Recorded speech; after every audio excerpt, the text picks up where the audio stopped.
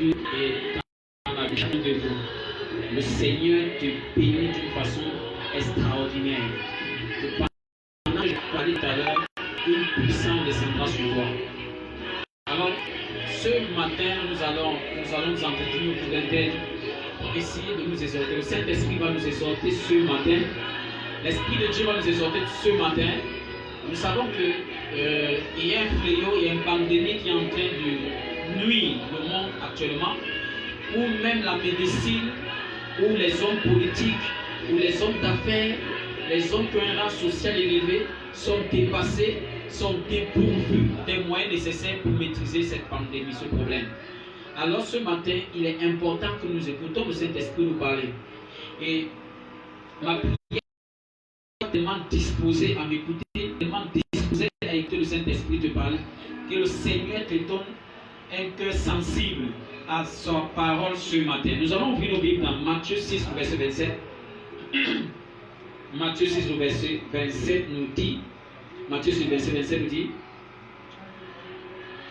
qui de vous, par ses inquiétudes, peut ajouter une coudée à la durée de sa vie? Qui de vous, par ses inquiétudes, peut ajouter une coudée à la durée de sa vie? Alors, Jésus nous fait comprendre que l'inquiétude ne peut pas augmenter, ne peut pas ajouter une coudée à la durée de ta vie. Donc, si un homme devait mourir à 10 heures, l'inquiétude ne peut pas faire que cet homme meure à 10 heures, 1 minute. Alors, tout ce qui n'a pas la capacité de te donner, a la capacité de prendre. Tout ce qui n'a pas la capacité de te donner la vie, a la capacité de te reprendre la vie. Tout ce qui n'a pas la capacité de te faire réussir, a la capacité de te faire échouer. Tout. Si tu es avec quelqu'un, un homme, une femme, je ne sais pas trop quoi, un ami, un camarade, et qui ne te donne jamais, forcément elle prend de toi. C'est automatique. C'est automatique. Donc, ici, Jésus veut nous faire comprendre ceci.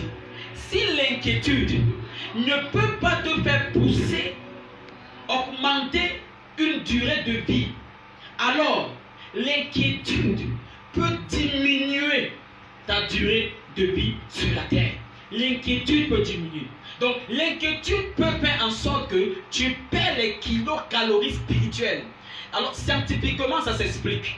Lorsque un homme vit dans les inquiétudes, il passe le temps à tellement penser, à tellement se soucier, à tellement avoir des soucis, il perd les kilocalories. Ça s'explique scientifiquement. Il perd les kilocalories. Et la Bible dit que tout ce qui est visible vient de l'invisible. Tout ce qui est physique vient du spirituel. Donc, si l'inquiétude a la capacité de faire perdre les kilocalories physiques, alors l'inquiétude a la capacité de faire perdre les kilocalories spirituelles. Donc, la chose là qui te donne l'inquiétude, c'est cette chose là qui te tuera.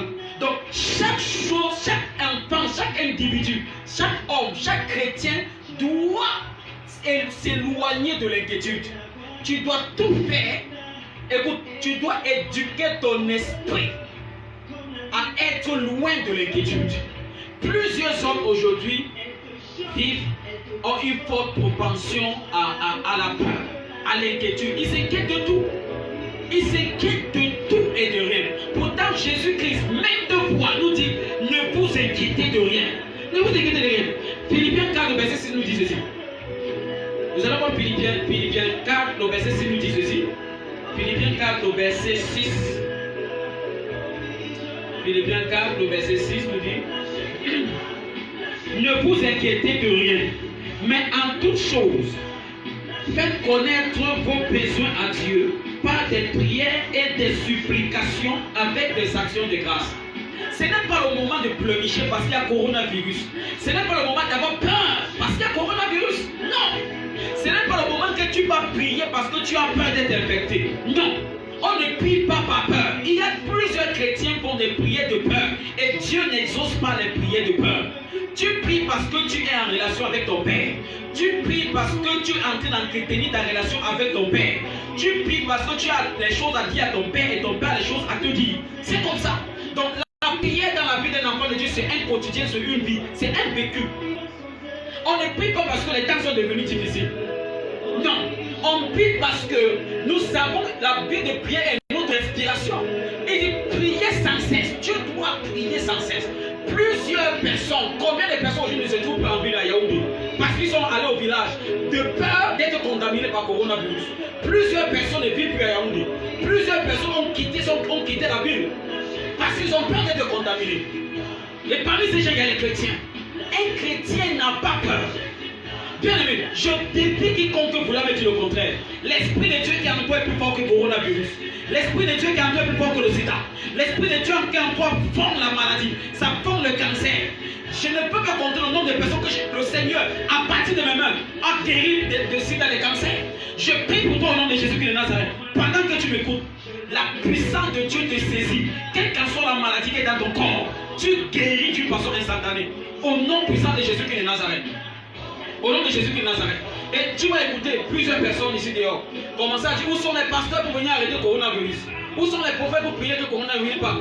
Quand tu vas prendre la femme du voisin, ton pasteur est avec toi. Lorsque tu manques, tu voles, tu escroques, ton pasteur n'est pas. Les prophètes sont où? Aujourd'hui, lorsqu'il y a la conséquence de tout ce que nous faisons, la conséquence de ce que les hommes font, maintenant on appelle les églises. Et leur façon d'appeler les églises s'appelle Amoka. Les pasteurs qui disent qu'ils prient pour les gens, ils sont où? Voilà le coronavirus. Lorsque tu prenais la femme de ton frère, tu es parti dire au pasteur, tu te dis d'arrêter ça. Arrête d'abord la bêtise que tu fais. Et le coronavirus va partir. Donc, écoutez-moi très bien. Nous prions, c'est vrai. Nous prions, nous implorons la grâce, la miséricorde du Seigneur. Mais l'une des choses principales que nous devons faire, c'est que les hommes doivent arrêter les mauvaises façons de vivre. Arrêtez votre mauvaise façon de marcher. Combien des États aujourd'hui ont favorisé et légalisé le lesbianisme? Combien d'États, combien de nations aujourd'hui où la pédophilie est légalisée, où la pornographie est légalisée, où la prostitution est légalisée? On trouve normal, on a normalisé ce qui est anormal. Le mal est devenu normal. Et on vit comme ça. Et quand les choses comme ça arrivent, on se plaint. Et on commence à dire où sont les églises, les pasteurs qui disent qu'ils ressuscitent les morts. Je vais te dire bien aimé, aussi longtemps que les hommes ne changent pas de vie et se retournent au Seigneur Jésus, dès que Corona arrive, plusieurs lavent les mains parce qu'ils ont peur d'une maladie. Laisse-moi te dire, nous ne lavons pas les mains parce qu'on a peur de la maladie Corona. Tu laves les mains, tu obéis aux règles d'hygiène parce que tu es propre. Parce que tu pratiques la propreté. Pas parce que Corona est venu t'imposer ça. Quels sont ces chrétiens qui ont peur des maladies plus que Dieu? Jésus dit, n'ayez pas crainte des choses qui peuvent vous tuer, mais qui n'ont pas la capacité de vous envoyer en enfer. Craignez la personne qui peut vous tuer et qui peut vous envoyer en enfer. Plusieurs lavent les mains parce qu'ils ont peur de Corona. Lave d'abord ton cœur parce que l'enfer existe. Lave ton cœur parce que l'enfer existe. Il est temps que lorsqu'on voit ces signes et que chaque homme devienne conscient et se retourne vers le Seigneur Jésus-Christ. Se retourne vers Jésus-Christ. On n'a pas peur. L'église n'a pas peur. En réalité, la mort pour un chrétien, c'est un gain. La mort pour un chrétien, c'est un gain. Le problème n'est pas que les gens, on a tué des gens. Le problème, c'est que où ils vont, ceux-là qui meurent, ils partent où? C'est ça le problème. Et je suis venu exhorter quelqu'un aujourd'hui. Je suis venu encourager quelqu'un, un chrétien aujourd'hui. N'aie pas peur d'une maladie. L'esprit qui est en toi, c'est l'esprit de croix, de force et de sagesse. Ce n'est pas l'esprit de timidité. Tu n'as pas l'esprit de timidité. L'esprit qui est en toi, c'est l'esprit de courage. Arrête la peur. Aujourd'hui, on trouve les chrétiens qui entretiennent leur esprit avec la peur. Ça veut dire qu'ils ont une peur. La peur pour eux, c'est une mode de vie. Je prie pour toi maintenant. Toute peur dans ta vie se dissipe au nom de Jésus-Christ de Nazareth. Je viens te rassurer, tu ne peux pas être atteint de ce virus au nom puissant de Jésus de Nazareth. Aussi longtemps que l'Esprit de Dieu en toi, toute maladie dans ton corps commence à fondre au nom puissant de Jésus de Nazareth. Nous sommes arrivés à une époque. La Bible dit, écoutez madame, Malachie est très clair. Et voici ce moment où le Seigneur fera la différence de ceux qui servent Dieu et ceux qui ne servent pas Dieu. Ceux qui l'appartiennent et ceux qui ne l'appartiennent pas. C'est pour ça que vous pouvez voir toutes ces maladies et ces virus en train de terrasser certaines personnes. Mais ça ne peut pas toucher l'église. Tu es épargné. L'église n'a pas peur. Donc, toi, chrétien, tu n'as pas besoin d'avoir peur. Il y a quelqu'un qui marche avec toi. Son nom, c'est Jésus-Christ de Nazareth. Il marche avec toi. Jésus-Christ est avec toi. L'Esprit de Dieu est avec toi. Le Saint-Esprit est avec toi. Écoute, on n'a pas peur. Et chaque fois, la plupart des personnes ne meurent pas à cause de la maladie. Ils meurent parce qu'ils ont peur. C'est la peur de la maladie qui les tue et non cette maladie. Combien de personnes aujourd'hui, parce qu'on les a annoncé qu'ils ont une maladie, ils sont morts. Or, ils avaient cette maladie depuis, mais ils n'étaient pas morts. Donc, c'est que tu as, en réalité, la peur du virus commence maintenant à devenir le virus de la peur dans ta vie. Et le virus de la peur est très dangereux que le virus lui-même. Le virus de la peur est tellement et rapidement contagieux que le virus lui-même. Donc arrêtez d'avoir peur de cette petite maladie qu'on appelle Corona. Arrêtez d'avoir peur des maladies. Et la Bible est très claire là-dessus. Sois en bonne santé, sois en bonne santé comme prospère l'état de ton âme. C'est le Seigneur qui dit ça, l'impératif, c'est une ordre. Donc Dieu te donne l'ordre d'être en bonne santé. Mais toi tu entends, écoute. Ce qui tue ton voisin ne peut pas te tuer. Ce qui arrive au monde ne doit pas t'arriver. Eux n'ont pas Jésus, mais toi tu as Jésus-Christ. Eux n'ont pas Dieu, mais toi tu connais Dieu. Comment la même crainte qu'ils ont, tu as la même crainte. Je viens de parler à quelqu'un. Arrête et abanis la crainte. Arrête et abanis la crainte. Tu es un peuple élu, un sacerdoce royal, un peuple acquis, mis à part. Tu es mis à part, tu n'es pas tout le monde. Bien que vivant sur la terre, tu n'es pas de la terre. Dans les fléaux de la terre ne te touchent pas, ne te concernent pas. Un individu, un Américain au Cameroun, un Américain au Cameroun, il dit au Cameroun, mais il n'est pas camerounais. Il ne mange pas camerounais. Ses ressources ne viennent pas du pays. Ses ressources viennent des États-Unis. Et s'il y a des au pays, les États-Unis envoient l'hélicoptère, l'avion, un jet privé pour venir le chercher ici, pour le sécuriser. Alors toi, tu es d'un rang supérieur. Tu appartiens d'une catégorie étrange. Écoute-moi très bien. Tu as une double nationalité. Tu es sur la terre, c'est vrai. Peut-être tu es camerounais, mais tu as une autre nationalité qui est du ciel. Et lorsque la terre va mal, le ciel envoie un cortège te sécuriser. C'est pour ça que la Bible est très claire. Il te porterait sous les mains de peur que ton pied ne heurte sur une pierre. Tu ne peux pas heurter. La maladie ne peut pas te faire fléchir genoux. La maladie ne peut pas te faire heurter tes pieds. Non. La main du Seigneur sur toi. La main de Dieu sur toi. Dieu connaît protéger ceux qui l'appartiennent. Tu dois seulement veiller que ta relation avec le Seigneur soit correcte, soit bien. C'est tout. Veille sur ta consécration. Marche dans la vérité. Proclame la vérité. Ne vis pas dans le mensonge. Vis dans la vérité. Écoute, lorsque les moments sont comme sont là, dans les moments difficiles, c'est ton degré de consécration qui va te sécuriser. C'est ton appartenance qui te sécurise. Dans notre village, j'avais ma grand-mère qui avait des poules. Et elle mettait souvent, dans ses poules, elle mettait souvent l'insigne sur ses poules. Et quand quelqu'un arrivait au village, on pouvait tellement reconnaître les poules de ma grand-mère par les insignes qu'elle mettait sur la poule.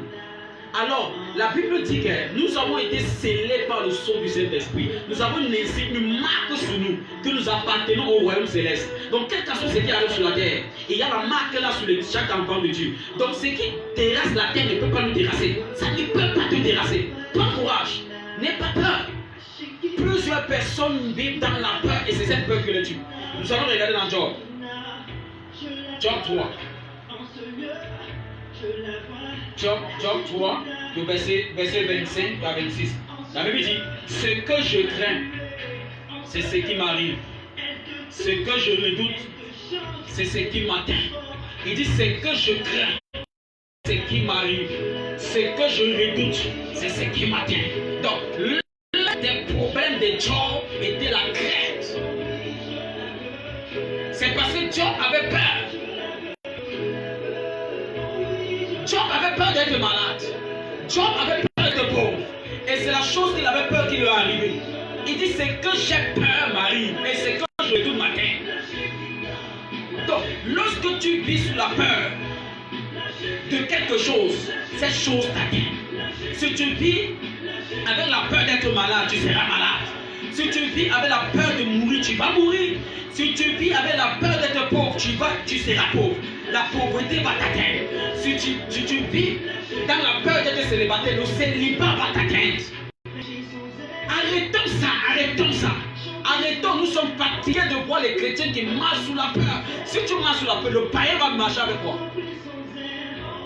La peur paralyse les résultats. C'est pourquoi plusieurs personnes marchent depuis sont chrétiens depuis fort longtemps, mais n'ont pas de résultats. Parce qu'ils marchent sur la peur.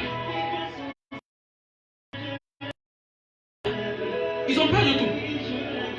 Je prie pour toi. La peur se dissipe maintenant. Dans le nom puissant de Jésus-Christ de Nazareth. Au nom puissant de Jésus-Christ de Nazareth. Certains ont peur aujourd'hui de prêcher l'évangile. Parce qu'ils ont peur d'être contaminés. Bien aimé, je prêche l'évangile. Certains ont peur, ont fermé les églises parce qu'ils ont peur d'être contaminés. Regardez la peur. Jusqu'à l'église, ça entre à l'église. Nous avons peur. Peur de tout. Je prie pour toi, la peur te lâche au nom de Jésus-Christ de Nazareth. Un chrétien, c'est un décidant. Un enfant de Dieu, c'est un courageux. C'est un audacieux. L'esprit que nous avons nous donne l'audace. Si tu n'as pas l'audace, tu ne vas pas avancer de lui. L'esprit que nous avons nous donne l'audace. Tu dois être un audacieux. Suis la peur. Job était lui-même son problème. Il avait peur d'être pauvre, il avait peur d'être malade, et la maladie l'atteint, et la pauvreté l'atteint. Donc, l'une des erreurs de Job, c'était la peur. Et plusieurs personnes, leurs erreurs, c'est la peur. Nous avons peur de tout. Je prie pour toi que la peur te quitte, te lâche au nom de Jésus-Christ de Nazareth. Que la peur te lâche au nom de Jésus-Christ de Nazareth. Jésus-Christ était quelqu'un d'autrement courageux. Il ne reculait pas face à l'adversité. Il ne reculait pas. Quel est ce chrétien qui a peur d'affronter? On ne recule pas. On ne recule. Je prie pour toi que l'esprit te donne un droit de lion. Je prie que tu sois un courageux, un décideur et un décideur. La main du Seigneur sur ton nom de Jésus de Nazareth. Je prie que le ciel s'ouvre, la grâce de Dieu descend sur ta vie. La grâce de Dieu se multiplie dans ta vie au nom puissant de Jésus de Nazareth. Nous avons vu, depuis que nous lisons la Bible, les Jérémie étaient les courageux, n'avaient pas peur de mourir. Écoute, un chrétien, l'enfant de Dieu n'a pas peur de la mort. On n'a pas peur de la mort, car la mort pour nous c'est un gain. C'est un gain. C'est un gain. Tu meurs dans le Seigneur, c'est un gain. Si tu meurs dans le Seigneur, c'est un gain. Les pieds, les épaules, tous ces apôtres n'avaient pas, ils prêchaient l'évangile. On les interdisait de prêcher, mais ils prêchaient. Dernièrement, j'étais en plein culte. La police a débarqué, j'étais en plein culte. Ils sont venus me prendre ici en plein culte, ils m'ont amené au commissariat. Parce que j'étais en train d'annoncer l'évangile. J'annonce l'évangile. J'annonce l'évangile. Rien ne pourra me stopper. Nous n'avons pas honte d'annoncer l'évangile. Et voici le moment propice pour mieux annoncer l'évangile. Nous devons captiver et soumettre les esprits. Nous allons soumettre les dominations à Jésus-Christ. Nous allons soumettre les raisonnements à Jésus-Christ. Bien aimé, voici le moment que toi, tu dois écouter l'évangile et laisser ton cœur être sensible à l'évangile que tu écoutes. Ce n'est pas le temps de la rébellion. Arrêtons la rébellion. Ce n'est pas le temps d'être rebelle. Maintenant, qui est le rebelle? Le rebelle est celui qui s'en fout de Jésus-Christ. Le rebelle est celui qu'on annonce l'évangile, il s'en fout. Il veut vivre comme il veut vivre. Bien aimé, en vivant comme tu vis là, il y a une chose que tu dois connaître. C'est que tu ne peux pas aller au ciel avec la vie que tu vis. On entre pour le ciel en vivant n'importe comment. Non. Tout ce que tu fais là, vis comme tu veux, vis comme tu fais, vis comme tu vis. Mais on ne peut pas entrer dans le royaume de ça. C'est que je t'exhorte ce matin. C'est qu'abandonne les mauvaises voies et regarde au Seigneur. Sois courageux. Toi qui as l'Esprit de Dieu, sois courageux. Que rien ne te pousse à fermer ta bouche. Annonce l'évangile. En tout temps, en toute saison. Que le temps soit favorable ou non, annonce l'évangile. N'aie peur de rien. Corona ne peut pas t'atteindre. Toi qui n'as pas encore Jésus-Christ, c'est le moment de croire en Jésus-Christ. C'est le moment de laisser ton cœur se retourner vers Jésus-Christ. C'est le moment d'incliner ton cœur à l'Éternel des armées. Voici le moment. Ce qui arrive après Corona est très dangereux. Et les seules personnes qui seront épargnées, c'est ceux qui ont Jésus-Christ. Ceux qui ont Jésus-Christ. Je prie pour toi au nom puissant de Jésus de Nazareth. Que la main du Seigneur soit sur toi. Que la main de Dieu soit sur toi. Il est temps que l'Église soit respectée. Il est temps. Il est temps. Il est temps que l'Église représente Jésus-Christ sur la terre. Il est temps que l'Église se lève et dise non à ce que Jésus-Christ dit non. Il est temps que l'Église se lève et dise oui à tout ce que Jésus-Christ dit oui. Il est temps que l'Église se lève et annonce l'évangile que Jésus-Christ lui a donné. Avec courage et détermination. Je prie que tu sois quelqu'un de déterminé. Je prie que tu sois quelqu'un qui ne recule pas, quelle qu'en soit l'adversité. Je prie que tu avances. Je prie que tu sois un courageux. Je prie que tu sois celui qui n'a pas peur de proclamer l'évangile. Je prie que tu sois celui-là qui n'a pas honte de l'évangile. Je prie que tu sois celui-là qui n'a pas honte de Jésus-Christ. Je prie que tu sois celui-là qui annonce l'évangile, que le temps soit favorable ou non. Je prie que tu sois loin de l'inquiétude. Loin de l'inquiétude. Loin de la peur. Car rien ne peut t'arriver. N'aie peur de rien. En bannis l'inquiétude. En bannis la peur. Aucun virus ne peut résister à la présence du Seigneur. La seule chose que tu dois faire, c'est que maximise la présence de Dieu. Maximise la présence. Maximise la présence. Je prie que tous ceux qui m'écoutent, que la présence de Dieu soit maximisée en chacun au nom de Jésus-Christ. Que la présence du Seigneur soit maximisée en chacun au nom de Jésus-Christ. Et tends ta main vers l'écran, je vais prier pour toi. Et tends ta main vers l'écran, je vais prier pour toi. Je prie au nom puissant de Jésus-Christ de Nazareth. S'il y a quelqu'un dans ta famille qui avait été infecté par ce virus, quel qu'en soit le virus, sida, cancer, n'importe quelle maladie curable ou incurable, je prie que cette maladie part au nom de Jésus-Christ de Nazareth. S'il y a quelqu'un là qui m'écoute, qui a été infecté par ce virus de corona, je déclare que ce virus tombe au nom de Jésus-Christ de Nazareth. Ce virus tombe au nom puissant de Jésus-Christ de Nazareth. Je passe le mandat divin en tant que prophète de l'Éternel, en tant que fils de tout one, en tant que fils de papa Odin Défaut. Je prie au nom de Jésus-Christ de Nazareth que cette maladie quitte ton corps, libère ta famille, libère ta maison, libère tes enfants. Au nom de Jésus-Christ de Nazareth, pendant que je prie, la main de l'Éternel, la main de guérison se dépose sur toi. Au nom puissant de Jésus-Christ de Nazareth. La grâce est sur toi. La grâce est sur toi. Je prie pour les portes dans ta vie qui avaient été fermées. Les portes s'ouvrent maintenant au nom de Jésus. Quelles qu'en soient les portes des finances, les portes du mariage, ça s'ouvre au nom de Jésus-Christ de Nazareth. Je prie maintenant pour quelqu'un qui m'écoute maintenant. Quel qu'en soit là où tu es, que tu m'écoutes. Quel qu'en soit le lieu où tu es, que tu m'écoutes. Il suffit seulement que tu m'écoutes. Je prie que la grâce de Dieu qui est dans ma vie, qui est dans mon ministère, travaille dans ta vie au nom de Jésus-Christ de Nazareth. Il y a quelqu'un qui est fatigué de pleurer en privé. Les gens te regardent, on peut t'admirer, mais lorsque tu es dans ta chambre, tu pleures. Parce qu'il y a un problème qui te fait couler là. Je prie que ce problème parte. Général Naman, il était général, les gens l'admiraient. Il avait subi le vêtement de la militaire de l'armée sur lui. Mais à l'intérieur, il avait la lèvre. Il avait un problème. Et lorsqu'il a levé sa tenue, le pauvre se rappelait toujours de ce problème. Je prie pour toi maintenant. Je prie pour toi maintenant. Je prie pour toi maintenant. Je prie pour toi maintenant. Ce problème te lâche au nom de Jésus. Ce problème te quitte au nom de Jésus. Si c'est la stérilité, ça part au nom de Jésus.